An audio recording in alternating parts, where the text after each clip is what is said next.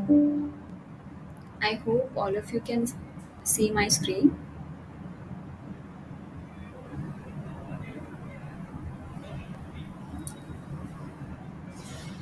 Okay, so good evening, all of you. Today we are going to discuss about the week 6 lecture video.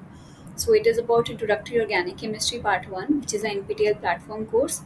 You will find all the videos on the NPTEL platform by the course instructors Professor Harinath Chakrapani and Professor Neeraja Dashaputre from IISER Pune. And I am Simran, your PMR teaching assistant. So, I have uploaded all the videos till now on the YouTube channel, and you can go through that videos. Um, and if you have any problems regarding that videos, that tutorials, and you haven't attended anyhow, so please let me know and please ask me questions there or here, whichever way you feel comfortable. You can ask questions. Either type on the comment box on my channel or ask here. Okay, so I hope all the videos till now are clear to all of you. You have attended all the lectures. If not, please go through the tutorials and you will get to know. So I'm starting with today's class, that is week 6, reactions of alkynes. So this is the topic for today's tutorial, reactions of alkynes. So we previously have discussed actually the reactions of alkenes. So this is similar, some kind of with the alkenes reaction, because there also we have seen various addition reactions. So in alkynes also we are going to see various addition reactions. So coming to the theory part, you have seen that alkenes have an addition reaction with HBr, HCl, how the hydration takes place with alkenes, how hydroboration works. So you have seen all these concepts in the case of alkenes in the previous tutorial, which we have discussed. But now today in the topic is alkynes. So now alkynes differ from alkenes in the electronegativity, electron-rich behavior. So these are some basics in which alkenes and alkynes are different from each other. So today we will get to know how we can learn about these things. So starting from problem number 1.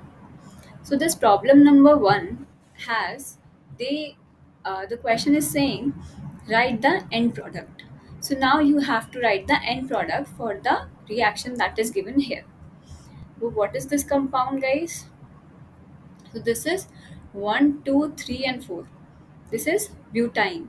So they are saying when butane is treated with HCl, that is in excess. See, at the arrow what is written, and if it is one equivalent, it is in excess, is it actually make a difference. So you have to be very careful in seeing whether it is written as an excess or one or two equivalent. So equivalence and excess, there is a huge difference.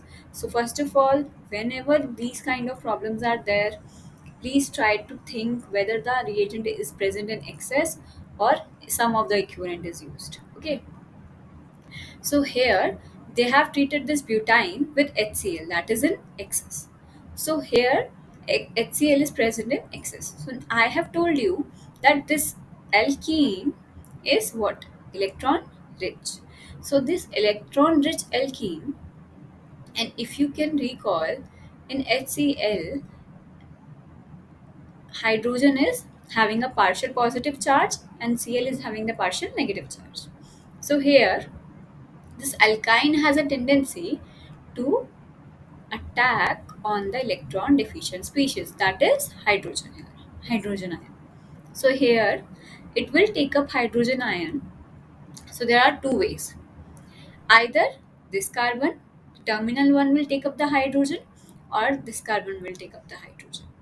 So if the terminal one carbon taken up the hydrogen, then what happens? There is a positive charge that is creating over here. But if I'm talking about one, if one take up the hydrogen, then a positive charge will be created at 2. But when 2 will take up the hydrogen, then the positive charge will be creating at this position. So just a second. Huh?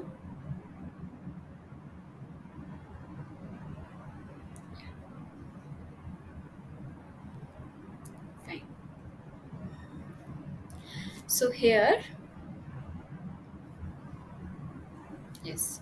So here what is happening, this if the this second number hydrogen takes up the proton, what happens now, the positive charge will be getting created at this position. So this positive charge is what a primary carbocation. But when carbocation is getting here, this is the secondary carbocation. So we have seen from the previous thing that secondary carbocation is more stable than primary carbocation. So here comes the concept of the stability of the carbocation. So that is why what happens here, what happens here,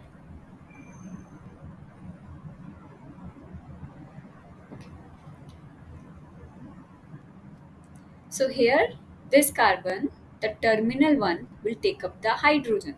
So to generate a positive charge at the secondary position. So the secondary carbocation will generate, and here the Cl minus in turn will attack on the secondary carbocation. So this is how the mechanism goes. First of all, this alkyne will take up the hydrogen, generating a more stable carbocation, and then the Cl minus that is knocked out from here will attack again on the carbocation to get you this alkenyl chloride.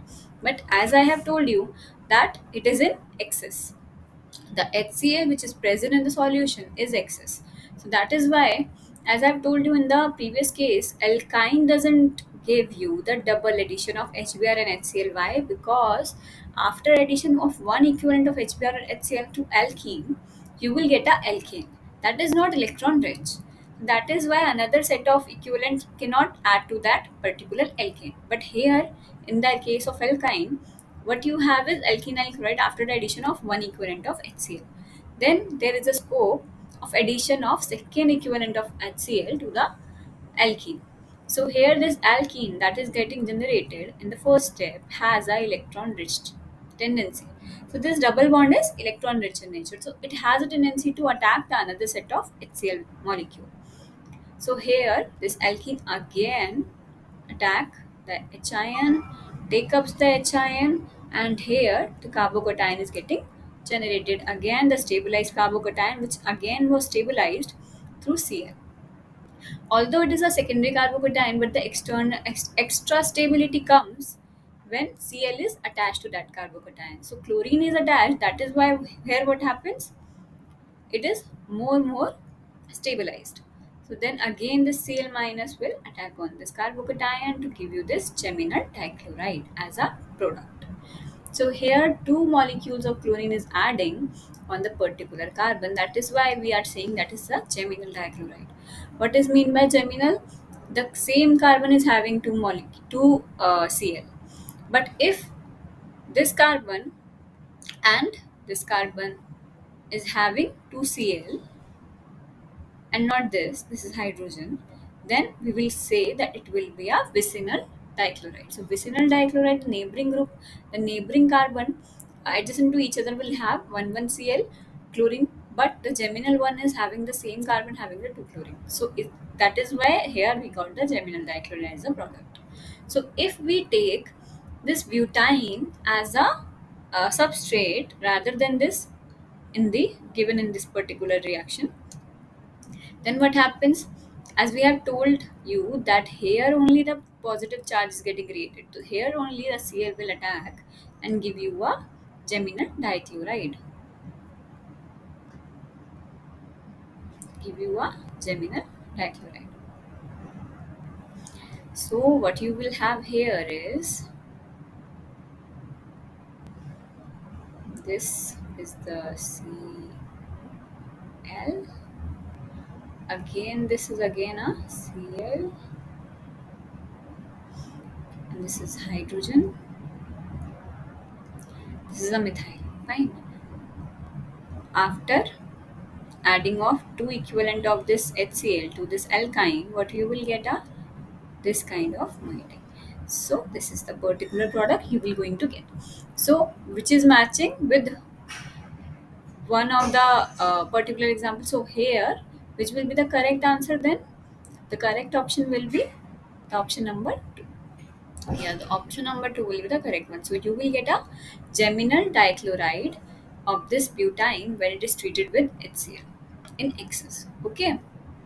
So I hope it is clear to all of you. If it is clear, then I'm going to problem number 2. So here in the problem number 2, you have to figure it out the Z. So you have to go through all the series of reaction and then you will have to find out the Z. So now to understand what is Z, you need to know what is X and Y. So now here alkyne is treated with H2O in presence of mercury in presence of H2SO4. So here X is getting generated, which in turn reacted with lithium aluminum hydride to give you Y. So lithium aluminum hydride is nothing but a strong reducing agent, right? So here one by one we will look into it. What is the kind of reaction which is yielding X, which is yielding Y, and which is yielding Z, right? So now we have a acetylene. So now if acetylene is treated with H2O in presence of mercuric ion and H2SO4. The mercuric ion first of all make a complex with this alkyne. So it will make a complex with this alkyne, and then the water which is present in the system, the oxygen will attack to the carbon to cleave the CHG bond. But now here also there are two possibilities. Either the lone pair of the oxygen will attack on this carbon or this carbon, right? So now the probability again, the main concept occurs here is the stability of the carbocation. So if oxygen lone pair will attack on this position, that is the position number 1. Let's say it is 2. Let's say it is 1. So if the carbon 1 is getting attacked by the lone pair of oxygen and it is getting cleaved, so here the positive charge which in turn is creating, see here is a partial positive charge which is creating, and that then only the oxygen will be attacking on that particular carbocation. But here it is a concerted process, so it will not wait to generate the carbocation, then it will react. The thing is the more stable carbocation which is generating on the 1 or 2 will survive. So here if plus the carbocation is generated on the carbon number 1, then it would be a second primary carbocation. But here if the carbocation is generated at the position number 2, then it would be a secondary carbocation. So here there is a comparison between primary carbocation and the secondary carbocation. So if we compare the primary carbocation with the secondary carbocation, then which will be more stable? The secondary carbocation. So here, due to the stability of the secondary carbocation, the oxygen lone pair will attack on this carbon, carbon number 2, and cleave the Hg bond. CHG bond is getting cleaved. So now this enol form is getting generated. But here, a keto-enol tautomerism takes place to generate a keto form. Here, enol form, whenever you have this kind of system where alcohol is there and a alkene bond is also there. So please remember one thing, that this enol form can tautomerize to keto form. Keto form is more stable than this enol form. So that is why it will like to go in the keto form. So after getting the keto tautomerism, what happens now? The loss of mercury ion takes place, and this oxygen will take up the proton from hydronium ion. So here also you will get this again enol form. So this enol form again turned into keto form by the keto enol tautomerism. So in the keto enol tautomerism, enol form is less stable than keto form.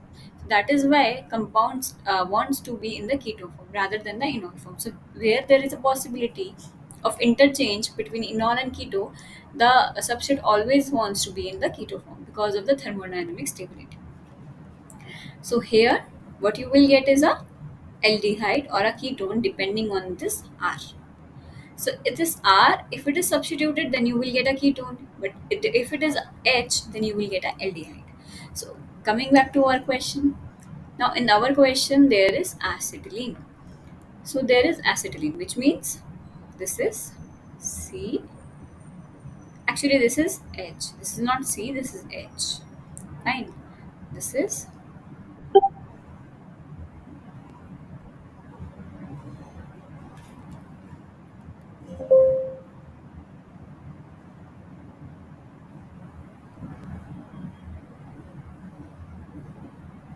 This is H. So here,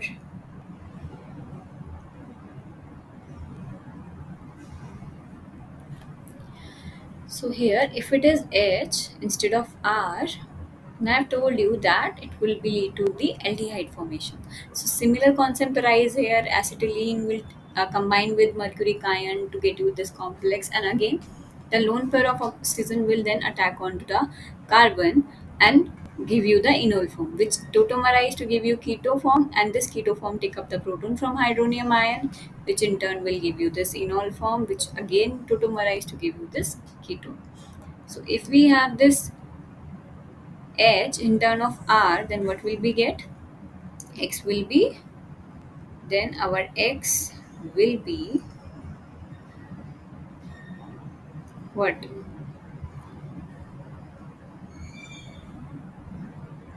So our X will be this.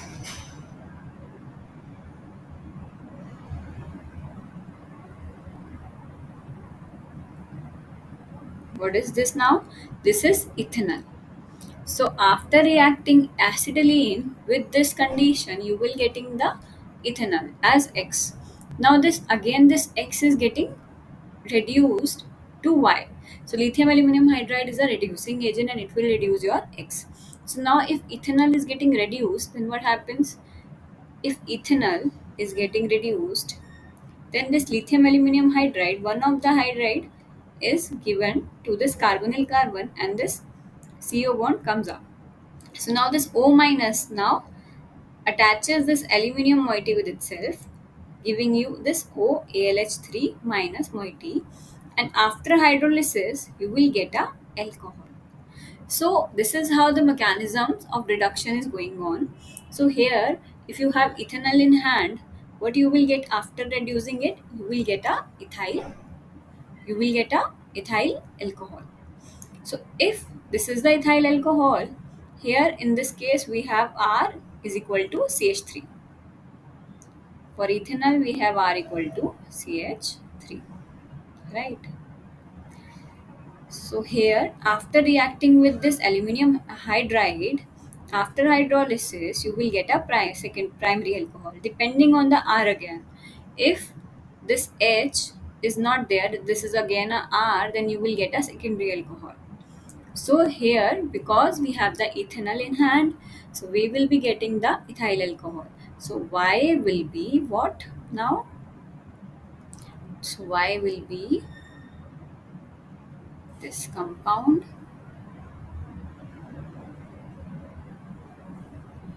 and this will be like, actually this is H, no? Yes.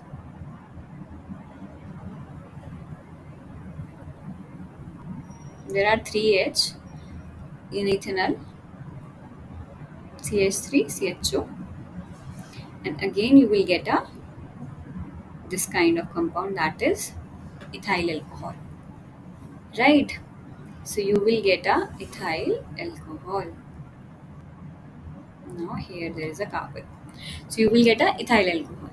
So after having Y in hand, they have treated it with phosphorus in presence of bromine. So if they are treating it with phosphorus in presence of bromine, then what will happen? Now PbR3 is getting generated in situ. So here, if you have ethyl alcohol in hand, what do you mean by that? This is CH2 and this is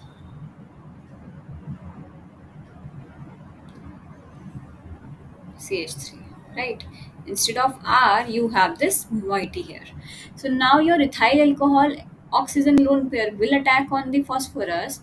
One of the Br minus knocked out, and you get this complex. Then again, this Br negative will attack on the SN2 fashion on the alkyl group to give out this leaving group. So this is how the mechanism works of the bromination. So after having ethyl alcohol in hand, you have treated with the phosphorus and bromine, which generates a PbR3 molecule, and then you will get a ethyl alcohol replaced by Br. So here OH group is getting replaced by Br. So what you will get here is now Z has,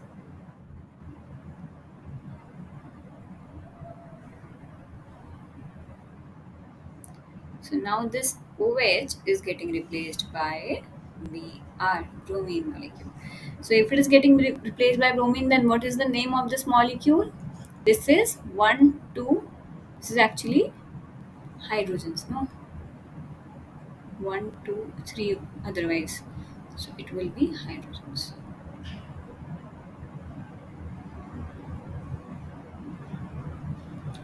Right, here also it will be hydrogen.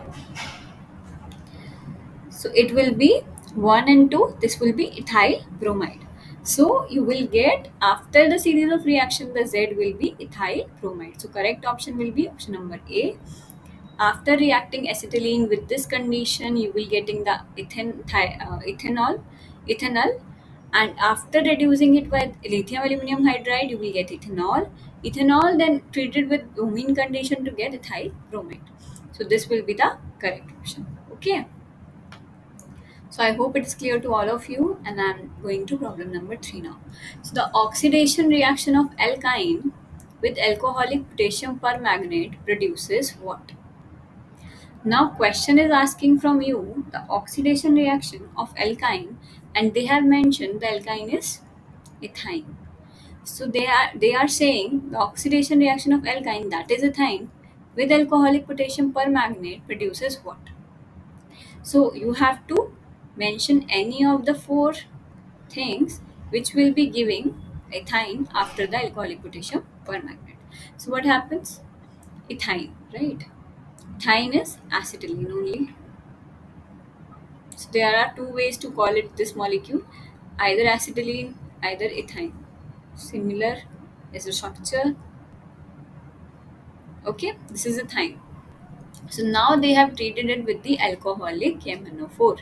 So what happens? Alcoholic KMnO4 like this, which is attaching with this alkene, it will give the reaction with this alkyne as well.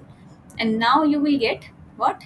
The oxidized product. Now this oxidative cleavage will breaking the intermediate to give you this, but now excess of KMnO4 is present, so this is again getting oxidized. This aldehyde is again getting oxidized to get you this acid.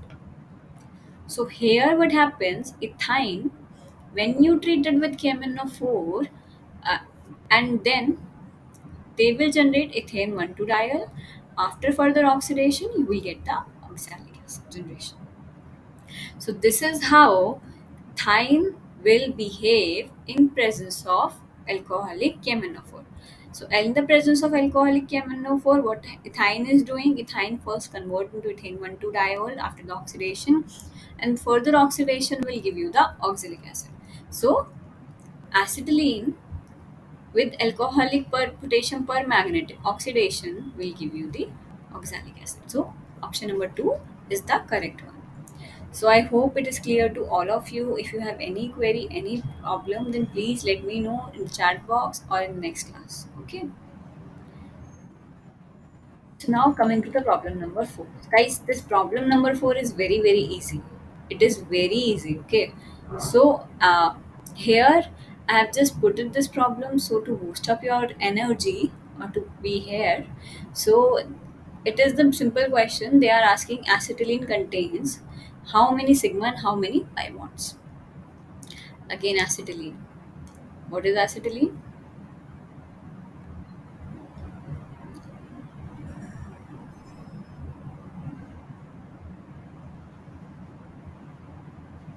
This.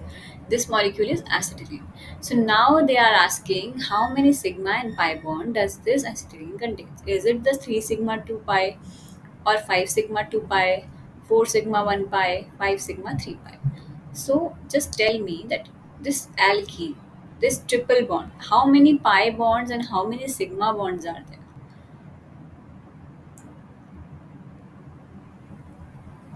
So in alkyne, you have two pi bonds present and one sigma bond present. right? If you talk about alkyne, there is two pi bond and one sigma bond which is present in the triple bond. But here you also need to incorporate this CH bond. If you think that yes, acetylene only contains two pi's, one sigma bond, then it is not right, right? Because you also have to contribute the contribution of this CH, this two CH bonds, because they are connected like this. They are connected like this. So there is also a sigma bond which is present between this C and H. So you have to take into account that sigma bond as well. Okay, you cannot skip that. So here there is also one sigma bond that is present between this C and H bond. So after adding, you will get 2 pi and 3 sigma. Right. So this is how you will get the 3 sigma and 2 pi bond. How? Because in the triple bond you will have 2 pi bonds present and 1 sigma bond present. And also you have to contribute for the CH bonds. So if you contribute with the CH bond, 1 sigma bond is there. So in total you will end up having 3 sigma and 2 pi bond. So that is why the correct option will be option number 1. So acetylene molecule will contain 3 sigma and 2 pi bonds, right? It is a very simple question, so I hope it is clear to all of you. So coming to problem number 5. So now in the problem number 5, they are asking when propine is treated with dilute H2SO4 in presence of HgSO4, the major product will be what? Propanol, propyl, hydrogen sulfate, or acetone, propanol. So, what will be the possible outcome product when you treat propine with dilute H2SO4 and HSO4? We have already seen this kind of reaction, the hydration reaction of alkyne, and in the previous case, in the second problem, what happens here?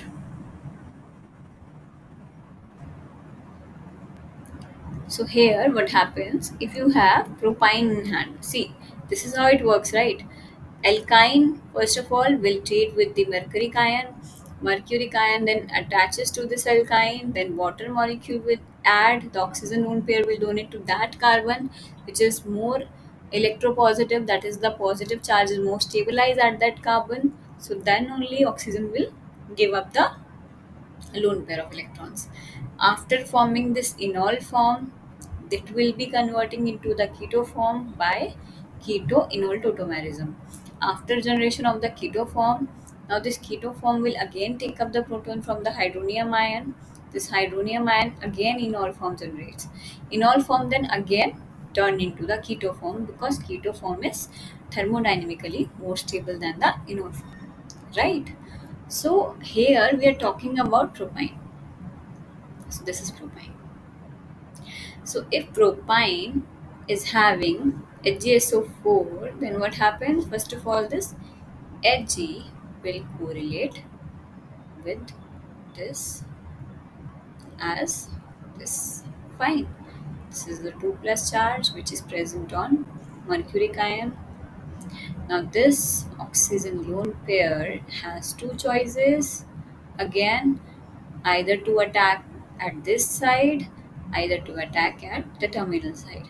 So it will prefer to attack on this side because here the carbocation when generated will be the secondary carbocation and here it will be the primary carbocation.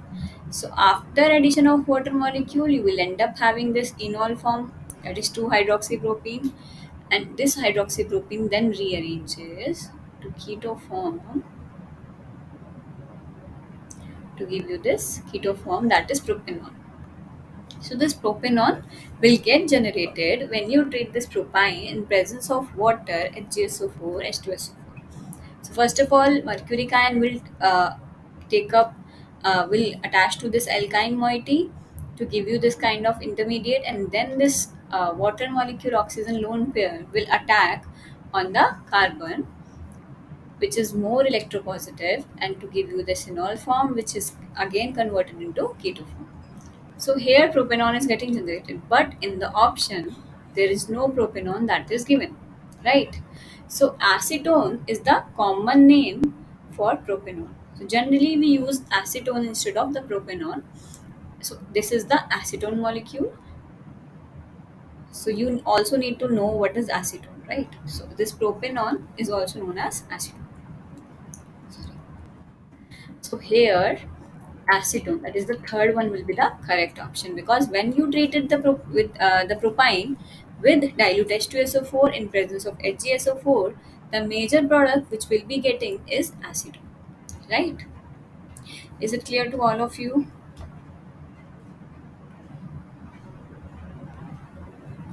Okay, then if it is clear, then I'm moving forward. The major product, problem number 6, the major product formed in the following sequence is non 6-ine 2-on, non 3-ine 8-on, non 2-ine 6-on, non 3-ene 8-on.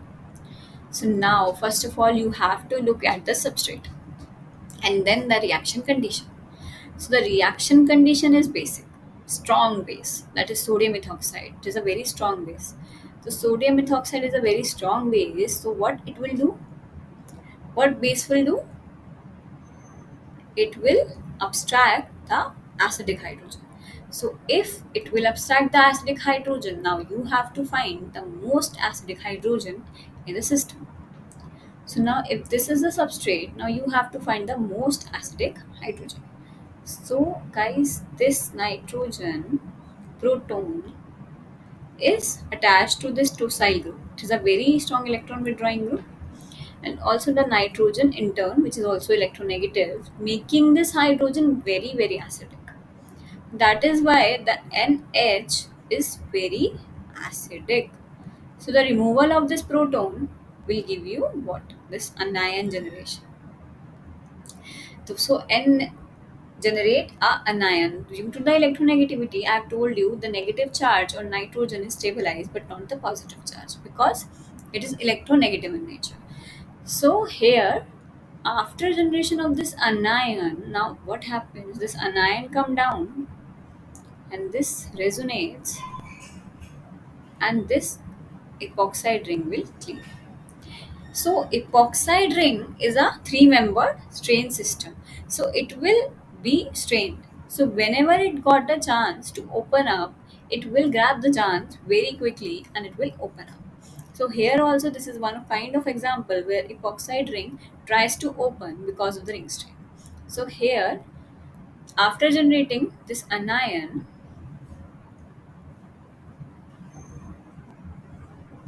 sorry. So after generating this anion, here what happens?